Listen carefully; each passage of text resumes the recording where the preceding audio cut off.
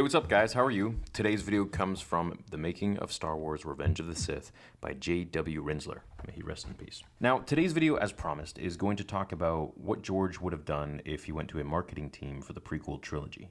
As we all know, George made the original trilogy in 1977, with Episode 4 debuting and shocking the world. Now, with the prequels, which he wanted to create first, mind you, and he had the first idea of Star Wars by having Anakin fall into a volcano fighting Obi-Wan. This is what he has to say if he had taken it to a marketing company. And it's pretty wild because Star Wars would have been, well, I don't know, I'll let you guys decide. In the video village, Lucas is saying, if I'd taken the prequel trilogy to a marketing company, Episode 1 would have started here with Episode 3. And Episodes 2 and 3 would have been about Darth Vader killing people. But in the end, I wouldn't be able to write movies like that. Okay, so that's literally all he says about it, but that to me, I've never read that, first of all. And second of all, it's very, very shocking to hear that, a lot of people's anger with the prequel trilogy was that 1 and 2 happened. Now imagine if the prequel trilogy actually was taken to the marketing company, okay? And then George Lucas did create Episode 1, starting from Revenge of the Sith. Maybe he would make it a little bit longer, give a bit of a backstory, maybe some time jumps here and there, whatever. But we completely wipe out Anakin in Episode 1, so we don't really know all that much about him in detail like we did in The Phantom Menace. We don't see Qui-Gon Jinn, we don't see Darth Maul or anything like that. Then Episode 2, we don't see much of Count Dooku. We just see him in Episode 3, and we're like, okay, who's this guy? We don't see much of Anakin, slaughtering the Tusken Raiders or, losing his balance with the Jedi and having dreams of his mother and having the Jedi actually stop him from going to save his mom.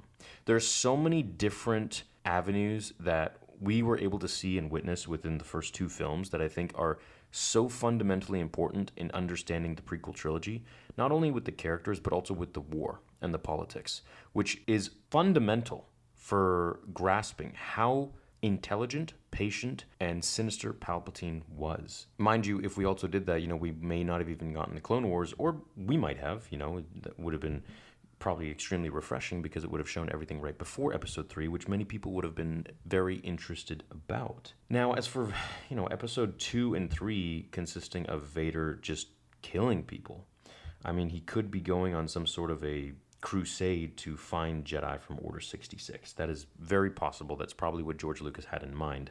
However, is that something that you would have wanted to see? Now, an avenue that I think would have been extremely interesting was if he did this. He took it to a marketing company and they said, okay, let's start with 3, which I don't think is a terrible idea, but I also don't think that it's a great idea because Episodes 1 and 2 really provided the backstory and the fill for Anakin's character and to understand his turn to the dark side. And a lot of people don't understand his turn. They think, oh, it's just too fast or this and that, but I can go over that in another video. Now, with Episode 3 being Episode 1, Vader in Episode 2 and 3, which would have been basically 3.5 and 3.9 sort of until 4, could have been extremely cool if we got the Force Unleashed story.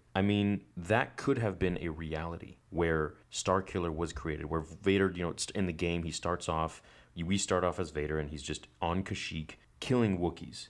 And then he goes in and he kills the Jedi, who's the father of Galen Marek. And then he finds Galen Marek and goes on to train him as his apprentice.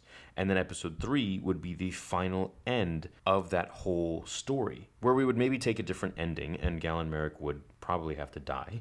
And Vader would potentially be almost bested, or he would defeat him and really take his place as Palpatine's rightful apprentice. And we would get to see just how powerful Vader was. Now, for me, sign me up. That would have been really cool.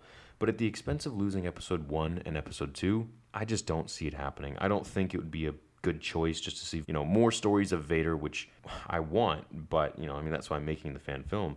But I think that Episode 1 and 2 were just so unbelievably fundamental in Vader's arc, in Anakin's fall, and, the rise of the Empire, the fall of the Republic, the rise and fall of the Separatists, the overall politics and everything that went into Palpatine's machinations. And I think it was just something that was so necessary, regardless of people's bickering of the prequel trilogy of 1 and 2, and then them saying they love 3. Of course everyone loves 3, it's badass, but 1 and 2 built the foundation for Anakin's character, and this is something that was really important, When Anakin was crying on Mustafar, it wasn't necessarily because of what he had done. Sure, partially. But in the book by Matthew Stover, it explains that Anakin was crying because he was no longer that little boy from Tatooine who had dreams and aspirations of becoming a Jedi. And so when he's crying, he's really thinking, oh my gosh, what did I become? I was once that little hopeful boy that would save people and save the galaxy, and now I've turned into this monster that's killing younglings and killing the innocent, killing everyone, my friends, my family, and all for what? And he's like, well, Padme, so yeah, it's worth it. Now, personally, I think that episode 1 and 2, while people don't really like them too much, are really slept on. Episode 2 is, I think, one of the best Star Wars movies. And I'm going to say this because I know it's going to get a lot of flack, of course. But if you look at the film and deconstruct it, there is, take away the dialogue, whatever people want to argue about. Look at the story. Look at what Anakin is going through. For the first time in his life, after being a slave, after losing his mom, all this stuff, he has found content. He has found happiness with Padme. He is off on this beautiful planet, in this palace, in this royal place on Naboo, and he is with the woman that he has been dreaming about since he was 9 years old. And he gets to protect her. He gets to be with her every day, 24/7, and that is literally his order from the Jedi. This is like Anakin's one little bit of happiness, and the whole time she's kind of just, pushing him away and stuff like that, but also they're falling in love with each other. And so it's like really the only little bit of happy, I see episode 2 as like a tumultuous roller coaster of emotions for Anakin. We see him happy on the field with Padme. We see him jealous when she's talking about Paulo. We see him angry and full of rage and dark side when he's avenging his mother. We see him sad when his mother dies. We see him cocky and arrogant when he's fighting Dooku. And then we see him breaking the Jedi code completely when he marries Padme. I mean, there is just so much in episode 2 that really develops Anakin's character and shows us exactly who he is and all of his flaws, all of his red flags, which really were things that the Jedi should have been extremely aware of and helped him with. I think that he really needed a lot of mental help, and these were things that just were not provided to him for whatever reason. So I think if they had done that, then Anakin would have been in a lot better place. But, mind you, first and foremost is for Qui-Gon Jinn not to die. Why they never sent more Jedi to fight Darth Maul, I don't really know. What's the harm there? But, well, that's the movie, I guess. Qui-Gon had to die. And the arrogance in the Jedi is definitely prevalent. So, I guess it just had to happen. Why didn't Obi-Wan use Force speed? Yeah, I know. But I guess, it's just the way it is. But, yeah, I think this would have been pretty cool if we did get episode 1 being episode 3. However, we would then lose 1 and 2, and it's a big toss-up. We could get all that stuff in potentially, Clone Wars animated format. I don't think it would hit the same, but at the end of the day, you let me know. Would you rather have had episode 1, 2, and 3 the way we got it, or this way, the marketing way, where episode 3 was episode 1, episode 2 and 3 were then Darth Vader killing people, and perhaps Force Unleashed or whatever else would have gone down. Maybe Mace Windu would have come back. Who knows? I hope you guys are very excited for the Vader fan film. I have Vader episode 2 on lock. It's coming down. It's coming out. We're working extremely hard. So I really encourage you guys to definitely support the channel in any way you can, whether it's by watching the videos or hitting the like button or sharing it on your Instagram or social media or buying the merch and sending super chats.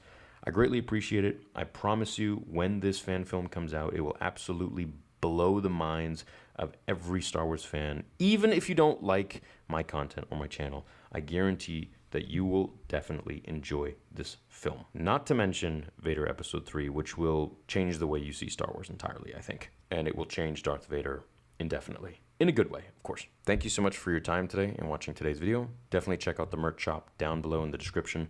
I'll see you all in the next episode right here on Star Wars Theory. Until then, my fellow Jedi and Sith friends, remember, the Force will be with you.